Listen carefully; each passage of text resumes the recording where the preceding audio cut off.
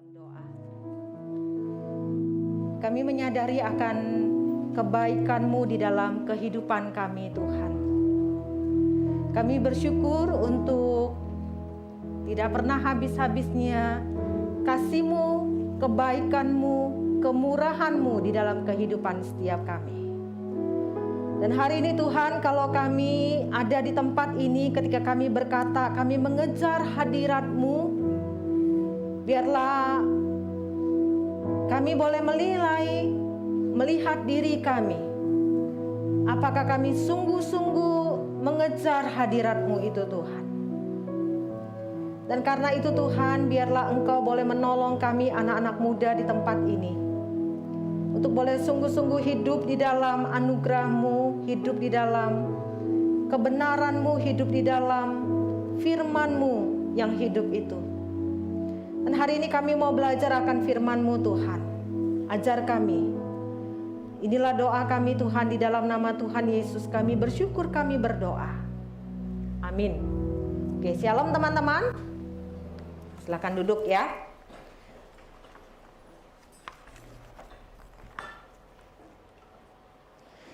Nah teman-teman yang dikasih dalam Tuhan, setiap kita pasti pernah menunggu, betul ya? Betul ya? Ketika kita mau membeli sesuatu, ngantri di kasir itu pun kita menunggu, ya kan? Nah siapa di sini yang paling senang menunggu? Siapa di sini yang paling tidak suka menunggu? Oke, kita nggak sabar menunggu. Nah teman-teman, satu kali saya pernah pergi ke Sapporo, Jepang ya. Ini ada yang tahu di mana? Maksudnya di kota apa? Oke, pasti ada yang pernah pergi ya. Ini Otaru ya, Kanal Otaru. Nah, waktu itu saya sama temen, kita betul-betul merancangkan 1 tahun sebelumnya. Kita mau pergi ke Sapporo untuk menikmati festival ice-nya. Jadi Jepang itu terkenal dengan salah satu yang begini. Jadi kita benar-benar prepare dengan baik, kita tunggu tiket yang murah, kita rancang dengan segala sebaik mungkin. Nah, sampai tiba di Sapporo, di Otaru gitu ya teman-teman. Nah, lalu sampai di Otaru itu waktu itu minus ya, sekitar minus 18 sampai 20. Jadi betul-betul dingin waktu itu. Nah, kebetulan banyak gitu turis gitu ya, antri di situ ya, ngelilingin itu, ngeliatin. Saya pikir ngeliatin apa gitu ya. Lalu lihat-lihat ada acara. Oh, ternyata ada festival lamp-nya itu. Jadi saya bilang sama teman saya, oke kita ikutan nunggu yuk, nunggu ya. Nah, di dalam waktu menunggu itu selama beberapa jam, kurang lebih 3 jam kami menunggu. Aduh, saya tuh paling tidak sabar menunggu ya, apalagi udah kedinginan. Jadi pengen 3 kali tuh udah kita balik aja lah ke Sapporo gitu, naik kereta gitu ya. Tapi teman saya bilang sayang, kita sudah menunggu sekian lama untuk bisa melihat gitu ya. Dan apalagi kalau lihat di Google ya, kita lihat wah kayaknya bagus sekali, indah sekali begitu ya. Nah, sampai tiba di sana, sampai tiba waktu yang sudah ditentukan, acaranya mulai. Teman-teman ternyata cuman apa ya? Lilin lampu kecil itu jalan di atas kanal itu. Cuma segitu doang. Gak sampai beberapa menit udah selesai begitu. Jadi waktu saya lihat itu, aduh capek hati. Kenapa? Karena saya sudah menghabiskan waktu beberapa jam untuk menunggu. Lalu ternyata beberapa turis di sebelah saya bilang gini, iya ya, ini ternyata festival ini tidak semenarik, tidak sebagus kalau kita sudah pernah pergi ke Harbin yang di China, itu bagus sekali festival itunya ya. Nah, jadi saya bilang iya, karena saya sudah pernah pergi di Harbin, jadi itu betul-betul sebanding begitu ya, dan akhirnya kami bubar pulang. Lalu dengan merasa bahwa apa yang saya sudah buang waktu kurang lebih 3 jam menunggu dengan kedinginan itu, buang waktu, merasa tidak worth it. Nah, tetapi berbeda dengan turis-turis yang di pinggir sebelah sana atau yang di sebelah sana yang masih mengelilingi Kanal Otaru itu, mereka merasa itu worth it ketika mereka sama-sama menunggu. Jadi kita lihat ya, saya dengan beberapa teman turis yang di sana, dengan beberapa turis yang lain, saya merasa tidak worth it. Kenapa? Karena hanya segitu saja, tidak sesuai dengan ekspektasi saya. Jadi saya merasa buang waktu menunggu.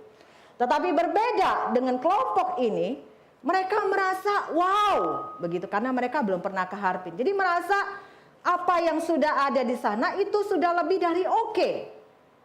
Nah, teman-teman yang dikasih dalam Tuhan, setiap kita memiliki ekspektasi. Apakah pada akhirnya kita menilai itu worth it atau tidak worth it? Ya.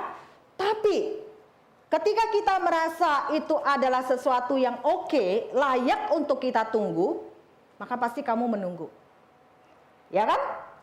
Contoh, bagi orang lain, dia bisa sampai sepanjang malam dia tidur di emperan untuk apa? Untuk dia ngantri beli gadget. Ada yang pernah di sini? Atau dia ngantri di emperan itu untuk beli apa? Beli tiket konser. Karena dia sudah menunggu sekian lama, idolnya datang ke Indonesia. Ya, tapi bagi saya yang melihat, kamu ngapain? Tidur di rumah ada, ngapain kamu tidur di emperan dari malam sampai jam 5 pagi hanya untuk mengantri beli tiket konser? Tapi bagi orang, itu adalah sesuatu yang worth it untuk dia tunggu. Nah, atau ada orang ibu-ibu yang apa? Dia mengantri dari pagi dini hari untuk bisa masuk apa? Untuk belanja sale, flash sale itu. Itu kan banyak ya di mall-mall. Ya. Nah, teman-teman yang kasih dalam Tuhan, mungkinkah sulit untuk menunggu sesuatu yang kita rasa itu khusus atau istimewa, ya? Sesuatu yang kita inginkan. Nggak sulit bukan? Ya, kita nggak sulit. Kenapa? Karena itu kita mau. Tapi kalau kita nggak mau, kita merasa tidak worth it. Nah, teman-teman yang dikasih dalam Tuhan, semakin kita menghargai atau mengharapkan apa yang kita nantikan, ya, kita semakin lama akan tetap menunggu. Karena itu sesuatu yang kita nantikan. Mungkin itu pekerjaan yang kita nanti-nantikan, yang kita harapkan. Atau rumah, anak-anak muda sudah mau nikah, rumah. Kita sedang mengidamkan rumah idaman kita. Jadi kita sedang menabung untuk menantikan bisa membeli rumah, tapi nggak tahu kapan bisa beli. Ya, kita beli embernya dulu untuk nampung tanah. Atau pacar, atau calon suami atau calon istri. Kita menunggu dengan sabar kapan calon suami, calon istri, pacar itu ada. Jadi, gitu ya.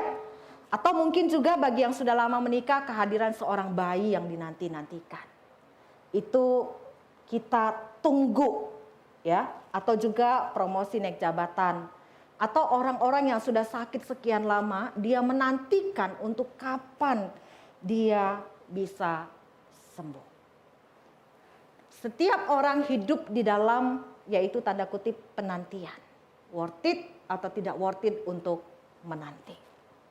Nah, teman-teman yang dikasih dalam Tuhan, kalau kita melihat di dalam sejarah perjanjian lama sampai sejarah perjanjian baru pada waktu awal Yesus hadir di dunia, ya. Kita lihat dari zaman Nehemia sampai zaman Yesus, ya. Dari abad sekitar 430 SM sampai 4 SM. Di situ dikatakan bahwa umat Israel itu merasakan Allah itu diam. Allah itu tidak berbicara satu kata pun, tidak memberikan nubuatan melalui para nabi seperti yang biasa dilakukan. Jadi ada masa sekitar 400 tahun yang dikatakan masa kegelapan bagi umat Israel. Mereka tidak terima pesan apapun dari Tuhan. Jadi artinya bahwa sepertinya Tuhan itu sudah tidak aktif lagi. Tuhan tidak peduli, Tuhan tidak berminat kepada umatnya. Nah, pada waktu itu adalah tahun-tahun yang sulit bagi Israel. Dan kalau kita lihat di dalam sejarah perjalanan Israel, mereka 3 kali dijajah oleh bangsa lain. Pertama Persia, Yunani, kemudian masuk terakhir pada waktu zaman Yesus masih hidup pun kerajaan Romawi. Jadi mereka harus bayar pajak. Ya, dan mereka hidup di dalam penantian, mencari sesuatu yaitu kelegaan di dalam hidup mereka. Nah, jangan lupa pada waktu perjanjian lama itu Allah juga pernah berkata lewat nabinya, yaitu dia akan mengutus seorang Mesias untuk memberikan kelegaan, memberikan penghiburan, dan kalau kita tahu artinya yaitu memberikan keselamatan bagi umatnya. Nah, di dalam penantian, jadi kita lihat bagaimana ketika Allah berjanji di PL sampai PB itu, umat Tuhan itu sedang menantikan kapan janji Allah itu dinyatakan. Nah, teman-teman yang dikasih dalam Tuhan, di dalam masa-masa yang panjang, ya kalau kita bilang ada 400 tahun masa Allah tidak berbicara, mereka sedang menantikan janji. Nah teman-teman, kalau 400 tahun kamu ada di mana? Kalau misalnya nih 400 tahun lagi, kamu di mana? Kita sudah ganti berapa generasi itu kan, betul nggak? Ya kan, ganti berapa generasi. Jadi kita akan muncul apa? Pertanyaan-pertanyaan. Apakah Tuhan telah melupakan kita? Berapa lama lagi Tuhan kami harus menantikan janji mana Mesias yang akan datang itu? Dan bahkan umat Israel akan bertanya, di mana Allah yang sudah berjanji itu? Nah teman-teman, kita aja kalau seminggu kamu doa nggak dapat, kamu bisa protes kan sama Tuhan? Tuhan katanya dengar, mana Tuhan? Gitu kan? Bayangin masa yang cukup panjang bagi umat Israel untuk menantikan. Nah teman-teman yang dikasih dalam Tuhan, di dalam masa penantian yang panjang itu, ya sekali lagi ada yang tetap merasa itu worth it untuk dinantikan, untuk ditunggu janji Allah itu. Dan kita akan lihat hari ini teman-teman. Di dalam masuk masa Advent ini, kita akan lihat bahwa ada orang-orang yang tetap setia, tetap aktif mencari Tuhan, dan mereka terus menanti dan berharap akan janji Tuhan itu. Dan berharap Tuhan mengabulkan doa mereka. Nah ini anak sekolah minggu pasti sudah tahu, karena setiap tahun kalau Natal, habis Natal itu pasti diceritakan. Nah mari kita membuka dari kitab Lukas pasal yang kedua.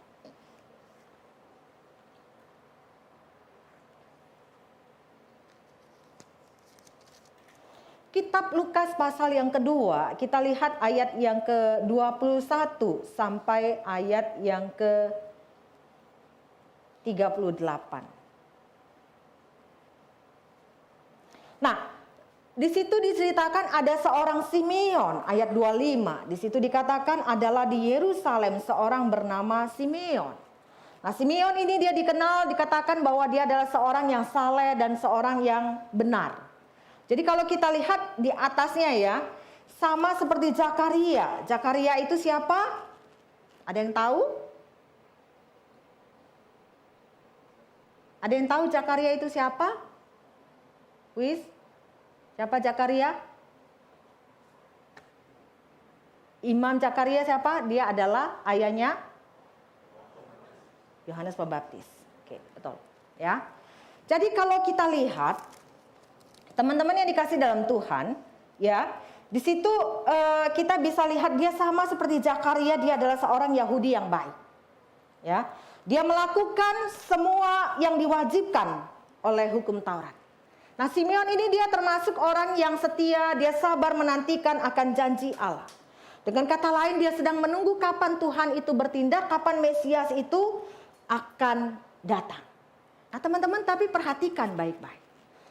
Kalau dikatakan dia sama seperti salah satu dari orang Yahudi yang lainnya sedang menantikan janji Allah, itu tidak ada sesuatu yang istimewa. Ya, karena sama dengan orang-orang lain sedang menantikan. Tapi di sini kita melihat ada sesuatu yang istimewa dari Simeon itu. Dikatakan di dalam ayat 25 kalau kita lihat di situ di dalam ia seorang yang benar dan saleh yang menantikan penghiburan bagi Israel, dan di situ dikatakan apa? Roh Kudus ada di atasnya. Nah, teman-teman, kalau dikasih tahu, dijelasin begitu ya, itu pasti ada sesuatu yang mau ditekankan oleh Alkitab. Karena tidak semua dikasih info begitu tentang tokoh-tokoh tertentu. Ya. Nah, jadi kalau kita lihat di sini bahwa Simeon itu dikatakan bahwa Roh Kudus ada di dalamnya, pada dirinya, dan kemudian Tuhan itu sudah memberitahukan kepada dia bahwa dia tidak akan mati sebelum melihat Mesias yang dijanjikan. Nah, teman-teman, kalau misalnya kita bisa bayangin ya, si Simeon ketika diberitahu bahwa dia tidak akan mati, teman-teman, sebelum melihat bayi Mesias itu. Maka kita bisa bayangkan bagaimana ketika tiap hari dia berusaha untuk bangun pagi, dia bisa jadi berpikir bahwa bisa jadi harinya hari ini saya bertemu dengan bayi Mesias itu. Jadi kita bisa bayangin bagaimana Simeon itu hidup di dalam masa berjaga-jaga. Seperti seorang penjaga menara, Simeon ini dia membuka matanya, menjaga matanya agar tetap terbuka untuk juru selamat yang Allah khusus janjikan kepada dia. Nah, kalau kita lihat sampai pagi itu, teman-teman ya, bagaimana ketika dia hidup, Roh Kudus ada di dalam dirinya itu, kita lihat bagaimana ketika Roh Kudus menggerakkan dia untuk pergi ke Bait Allah. Ya, kita lihat bagaimana kemudian dia mentaatinya, ya, dan dia pergi ke Bait Allah itu. Ya, dia pergi ke Bait Allah. Nah, sampai di Bait Allah, ini biasa banyak kan pasti anak-anak bayi yang dibawa yang setelah masa penyapian itu 40 hari itu. Mereka biasa akan dibawa ke Bait Allah, setiap anak sulung laki-laki mereka akan dikuduskan untuk Tuhan. Jadi bawa korban persembahan. Jadi artinya pasti ada lebih dari satu anak bayi, teman-teman. Ya. Anak bayi yang ada berjejer gitu ya. Dan tapi ketika dikatakan bahwa Roh Kudus itu ada di dalam diri Simeon. Nah, ketika Roh Kudus itu berkata kepada dia untuk pergi ke Bait Allah dan dia pergi. Dan di situ kita melihat ada sesuatu yang indah, teman-teman. Waktu Simeon lihat bayi Yesus itu yang sedang digendong oleh Maria dan Yusuf itu. Di situ dia langsung tahu bahwa inilah bayi spesial yang dia nantikan. Di dalam ayat 28, teman-teman. Dia menyambut anak itu dan menatangnya sambil memuji Allah, katanya. Sekarang Tuhan, biarkanlah hamba-Mu ini pergi dalam damai sejahtera sesuai dengan firman-Mu. Nah, teman-teman yang dikasih dalam Tuhan, akhirnya dia bertemu dengan bayi Mesias itu. Nah, kalau kita lihat Simeon itu telah dihargai atas kesabarannya di dalam dia menantikan. Kita nggak tahu berapa lama Simeon itu menantikan. Tapi yang pasti dia seumur hidup sampai dia tua waktu itu, dia terus hidup di dalam masa menantikan. Sampai-sampai dia berkata, Tuhan, boleh aku mati.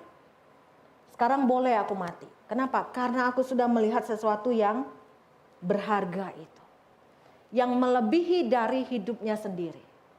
Sesuatu yang dia nantikan. Nah, teman-teman yang dikasih dalam Tuhan, kalau kita lihat bahwa ketika di dalam masa-masa menantikan, pasti ada orang-orang Israel berkata bahwa Tuhan itu tidak setia. Pasti ada orang yang berkata, Tuhan, di mana Engkau? Saya sudah menunggu sekian lama. Tapi kita melihat dari peristiwa Simeon di situ, Tuhan itu setia. Tuhan itu benar-benar dia memenuhi janjinya, meskipun di dalam masa penantian yang cukup lama. Yang kedua kita lihat. Yang kedua adalah yaitu Hana, teman-teman. Hana di sini dikatakan adalah seorang nabi. Dan dia sama seperti Simeon, dia sedang menunggu Mesias. Di dalam ayat 36 itu digambarkan tentang siapa itu Hana. Hana itu dikatakan bahwa dia seorang nabi perempuan, anak Fanuel dari suku Asyir. Dia sudah sangat lanjut umurnya, sesudah kawin ia hidup 7 tahun lamanya bersama suaminya. Artinya dia setelah nikah 7 tahun kemudian suaminya meninggal dan dia menjadi janda. Dan sekarang ia janda dan berumur 84 tahun. Ya, 84 tahun. Tetapi di dalam bagian itu dikatakan bahwa ia tidak pernah meninggalkan bait Allah dan siang malam beribadah dengan berpuasa dan berdoa. Teman-teman yang dikasih dalam Tuhan, apa di sini yang kita bisa lihat dari hidup Hana, teman-teman? Seorang janda usia 84 tahun. Teman-teman, kita bisa melihat bahwa Hana meskipun di dalam masa janda dia, masa usia yang sudah tua, teman-teman. Kita lihat bagaimana dia menghabiskan hidupnya dengan cara yang terbaik, teman-teman. Ya, memang dia tidak punya komitmen lagi, suaminya sudah meninggal. Memang tidak diberitahukan apakah dia punya anak atau tidak. Tapi kita bisa melihat dia bagaimana dia menghabiskan hidupnya dengan cara yang terbaik, yaitu di bait Allah. Jadi artinya apa? Bagaimana dia betul-betul tahu memfokuskan hidupnya, dia memilih sesuatu yang berharga di dalam hidupnya. Yaitu apa? Yaitu hubungannya dengan Allah. Jadi bagaimana dia membangun kehidupan rohaninya yang terfokus kepada Tuhan. Menyembah Tuhan, berdoa, berpuasa, berharap menantikan Tuhan untuk bertindak, yaitu Mesias datang. Nah, teman-teman yang dikasih dalam Tuhan, kalau kita boleh bilang ya, nggak mudah kan sekarang untuk mengalihkan fokus kita, mengalihkan pandangan kita di tengah-tengah hal-hal yang bising di dalam dunia ini. Yang sudah sesuatu yang di dalam dunia ini yang berusaha tarik-menarik untuk mendapatkan apa? Untuk mendapatkan perhatian kita. Ya, contoh. Kalau saya taruh Alkitab sama HP, kalian pilih mana? Ya. Nah, teman-teman yang dikasih dalam Tuhan, kita sudah hidup di dalam dunia yang selalu membawa kita seolah-olah kita menjadi orang yang sibuk. Tapi kalau kita bilang kita tuh sibuknya tuh nggak sibuk banget. Dunia menarik kita untuk terus menjauhi menjauhi fokus kita daripada Tuhan. Tapi kalau kita melihat Hana yang tua ini, dia betul-betul memiliki fokus hidup yang baik, teman-teman. Apakah pada waktu zaman dia, apakah tidak ada sesuatu hal yang betul-betul yang menarik dia untuk masuk di dalam kehidupan dunia yang sedang bising pada waktu itu? Pasti ada, teman-teman. Tapi Hana tahu bagaimana di dalam kehidupannya dia menggunakan waktunya yaitu kepada sesuatu yang berharga itu, yaitu kepada Tuhan. Nah, teman-teman, nggak mudah ya, nggak mudah untuk bisa mengalihkan fokus kita kepada dari hal-hal yang tidak penting kepada sesuatu yang penting, yaitu Tuhan itu. Nah, teman-teman yang dikasih dalam Tuhan, ada banyak orang kalau saya ajak ngomong gitu ya, kita nggak gampang. Siapa di sini yang saat teduh tiap hari? Satu. Siapa di sini habis bangun tidur pegang HP?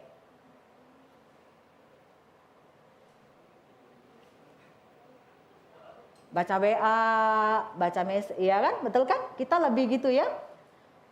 Nah teman-teman yang dikasih dalam Tuhan, itu nggak gampang. Saya sudah banyak berbicara, banyak godaan. Saya sendiri termasuk banyak godaan. Ya, jadi tapi teman-teman, kita harus memulai untuk mengatur mana yang menjadi fokus kita. Sesuatu yang sederhana, baca Alkitab sesuatu yang sederhana, betul kan? Tapi itu sulit sekali untuk kita lakukan setiap hari. Kenapa? Karena butuh disiplin setiap hari. Waktu yang teratur, konsisten untuk berdoa, untuk baca Alkitab, ya, itu kita masih berjuang dan kita bergumul untuk bisa melakukannya setiap hari. Nah, teman-teman, ada seorang yang saya pikir dia sangat baik sekali, ya, dia mengajarkan demikian, teman-teman. Kita memang nggak perlu seperti Hana yang tiap hari kamu datang ke gereja, ya. Saya sering kali ketemu ya, kamu lama-lama tidur di gereja gitu ya. Kalau ada beberapa anak-anak remaja gitu rajin ke gereja. Nah, tapi kita nggak perlu seperti Hana yang kita habiskan waktu sepanjang hari di rumah Tuhan, ya. Kamu berdoa, berpuasa gitu ya. Kita nggak perlu setiap hari. Tapi dia bilang gini, tapi yang penting kamu mulai menjadikan kamu mau membangun sesuatu hubungan dengan Tuhan itu menjadikan itu suatu prioritas, dia katakan. Nah, dia bilang mulai bisa dengan apa? Ketika kamu duduk di meja, dia bilang, atau kamu duduk di sofa, kamu matikan TV-mu. Dia bilang, setengah jam lebih awal setiap malam. Kalau kamu nonton 2 jam, 1,5 jam, kalau kamu nonton 2 jam biasanya ya. Nah sekarang kamu ubah, kamu nonton 1,5 jam, lalu kamu matikan TV-mu, dan kamu baca Alkitab. Atau kamu main HP-mu 2 jam, dia katakan 1,5 jam kamu main HP, lalu kamu matiin, lalu kamu baca Alkitab. Atau dia bilang, mungkin di pagi hari, waktu kamu bangun, kamu buat alarm, dan kemudian kamu baca Alkitab. Atau ada ekstrim lagi dari kelompoknya Pak Alex, Pendeta Alex. Dia katakan bagaimana cara membangun untuk bisa jadi hal prioritas untuk kamu keluar dari zona nyaman di AC yang dingin. Dia katakan gini, kamu setel AC-mu yang timer, sleep timer itu 5 jam, habis itu kamu akan bangun. Karena apa? Karena kamarmu panas. Nah, waktu kamu bangun, membaca Alkitab, dia bilang, kamu berdoa katanya gitu. Ya. Jadi, tapi yang paling penting gini, biarkan prioritas itu tercantum di dalam hidup kita. Ya. Dalam cara kita menghabiskan waktu-waktu kita. Kita membuat prioritas itu pertama, teman-teman. Ya, kalau kamu nggak bisa baca Alkitab 1,5 jam, kamu bacalah 15 menit, 10 menit, dan sebagainya. Nah, teman-teman yang dikasih dalam Tuhan, kembali kepada Hana. Kalau kita lihat di situ ya, mengapa Lukas sampai dia catat tentang Hana, begitu banyak tentang Hana. Sampai dikatakan bahwa dia sejanda, gini-gini, dan dia setiap hari ada di bait Allah, berdoa, menyembah Tuhan, berpuasa. Mengapa? Pernah nggak kita berpikir? Sampai penulis Lukas itu mencatatkan demikian begitu detailnya. Artinya apa? Penulis Lukas ingin menunjukkan sosok seorang Hana, seorang janda yang tua dari antara banyak orang Israel yang hidup di dalam dunia, hiruk pikuk dunia pada waktu itu. Ada seorang janda yang betul-betul dia memilih yang terbaik. Dan dia melakukan sesuatu, yaitu bagaimana dia menjadikan Tuhan prioritas di dalam hidupnya. Apakah pada waktu itu tidak ada orang-orang yang sedang melakukan transaksi penting? Ada. Apakah pada waktu itu ada orang-orang yang berpikir bahwa apa yang dilakukan oleh Hana itu seolah-olah Hana moseco? Hana nggak ada kerjaan. Wajar sudah tua. Dia nggak ada beban. Dia nggak ada kerjaan, wajar. Ada, teman-teman. Tapi kalau kita melihat, teman-teman, penulis Lukas ingin menunjukkan kepada kita ini loh. Secara penampakan di luar, apa yang dilakukan Hana nggak penting, buang waktu. Tapi justru itulah yang paling penting di dalam kehidupan seorang anak Tuhan. Nah, teman-teman yang dikasih dalam Tuhan, sama. Orang di luar akan lihat kamu yang di sini tiap hari Minggu nyanyi-nyanyi, kasih uang persembahan, mengikuti mungkin baca Alkitab yang kita berpikir dunia bilang ini sudah tidak relevan lagi dengan kehidupan kita. Nggak menjawab ketika kamu patah hati mungkin. Teman-teman, orang di luar begitu berpikirnya. Tapi teman-teman, kamu masih mau datang. Kenapa? Karena kita tahu ini adalah sesuatu yang berharga menjadi prioritas di dalam ibadah kita kepada Tuhan. Nah, Hana melakukannya, teman-teman. Nah, teman-teman yang dikasih dalam Tuhan, 2 orang ini, Simeon dan Hana, meskipun dalam usia tua, ya, tapi mereka adalah orang yang luar biasa. Hidup mereka sederhana, hidup mereka nggak ada sesuatu yang oke. Tapi mereka luar biasa, teman-teman. Kalau saya bilang mereka berdua ini adalah kekasih Tuhan. Yang penuh harapan, yang penuh dengan menantikan janji Tuhan. Mereka setia kepada Tuhan. Dan menjadikan Tuhan di dalam prioritas hidup mereka. Apa yang kita bisa belajar ya teman-teman? Nah teman-teman, kita tidak seperti Hana dan Simeon, kita sedang menantikan Yesus datang. Karena Yesus itu sudah lahir, begitu ya. Tapi jangan lupa teman-teman, kita sedang menantikan kedatangannya yang kedua kali. Someday, one day, dia akan datang. Kita nggak tahu kapan. Tapi kita sedang juga hidup di dalam masa penantian itu. Bisa jadi kita sudah meninggalkan dunia ini, anak kita, cucu kita nggak tahu. Tapi yang pasti dia akan datang. Dan siapkah kita ketika dia itu datang? Yang kedua teman-teman, yang kita bisa pelajari dari Simeon dan Hana, kita lihat mereka sabar di dalam penantian mereka. Nah teman-teman yang dikasih dalam Tuhan, kita juga perlu belajar di dalam bersabar menantikan Tuhan dalam hidup kita. Menantikan kapan Tuhan menjawab doa kita. Kita perlu sabar. Kadang-kadang kita males tunggu Tuhan bertindak. Kita melakukan dengan cara kita. Kita melakukan dengan usaha kita. Kita nggak mau menantikan Tuhan. Tapi teman-teman percayalah, belajarlah dari dua orang ini. Ketika kita menantikan Tuhan, bersabar dengan sungguh-sungguh, maka ada sesuatu sukacita yang Tuhan berikan kepada kita. Berbeda ketika kita menyelesaikan dengan usaha kita sendiri. Nah teman-teman juga kita lihat di dalam masa penantian Simeon dan Hana teman-teman.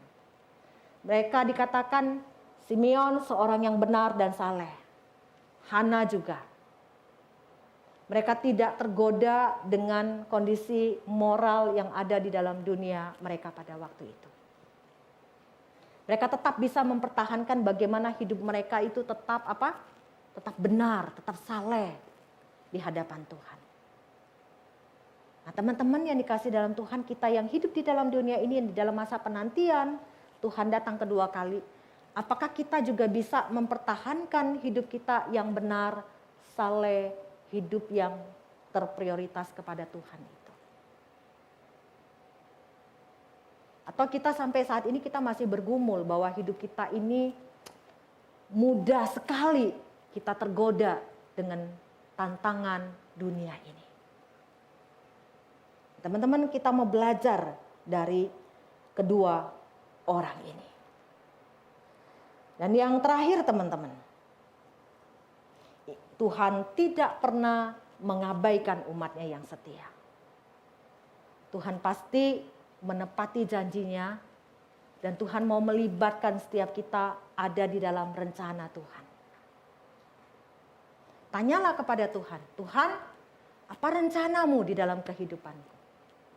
Apa yang mau engkau libatkan bagi rencanamu? Dan lakukan itu, nantikan itu. Dan Tuhan pasti menjawabnya, melibatkan kita. Nah teman-teman yang dikasih dalam Tuhan, dua orang tokoh tadi sebagai pengingat kita. Pengingat yang indah akan kesabaran kalau kamu lagi menderita, kalau kamu lagi bergumul.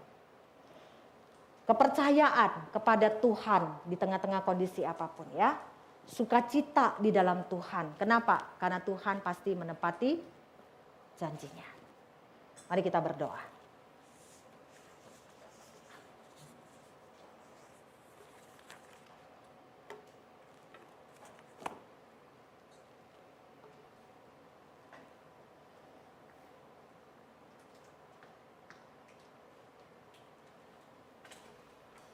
Bapa dalam surga, kami berterima kasih Tuhan.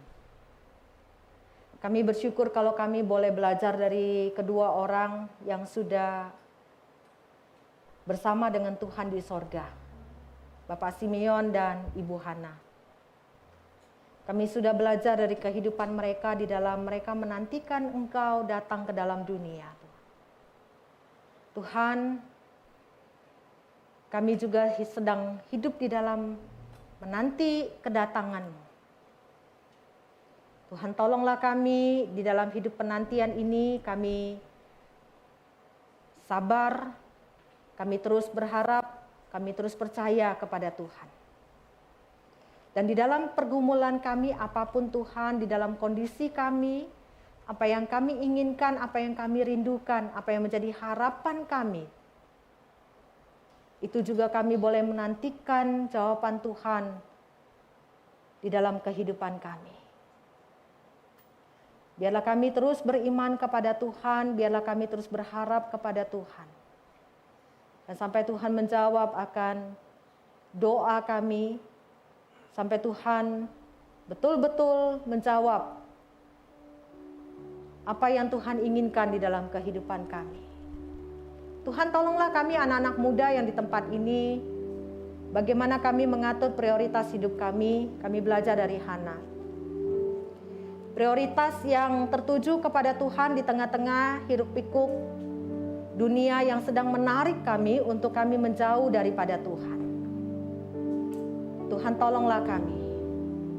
Dan kami bisa mempertahankan iman kami, kehidupan saleh kami di hadapan Tuhan, di tengah-tengah orang yang tidak saleh ini Tuhan. Tuhan berkati setiap kami Tuhan. Dan saat ini kami datang kepadamu, kami berdoa memohon pengampunan daripada Tuhan ketika kami menyadari Tuhan, bahwa kami sudah menyia-nyiakan hidup kami, masa muda kami yang indah untuk keegoisan diri kami sendiri, untuk memuaskan hawa nafsu kami sendiri. Daripada kami memakai hidup kami untuk Engkau Tuhan. Tuhan ampuni kami. Ampuni kami. Dan ketika kami tidak sabar Tuhan, kami melawan Engkau, kami tidak lagi mau percaya kepadamu mungkin Tuhan. Dan kami tidak pernah lagi berdoa atau bertanya kepadamu apa yang Tuhan inginkan dalam hidup kami. Ampuni kami. Dan biarlah kami memulai kembali relasi kami dengan Tuhan. Kami datang kepadamu Tuhan. Dan belajar untuk menyerahkan hidup percaya kami kepadamu. Menantikan Engkau dengan sabar di dalam kehidupan kami. Bekerjalah seluas-luasnya Tuhan. Tuhan, inilah doa kami, permohonan kami. Allah Roh Kudus, tuntunlah hidup kami. Di dalam nama Tuhan Yesus, kami berdoa, kami memohon kepadamu.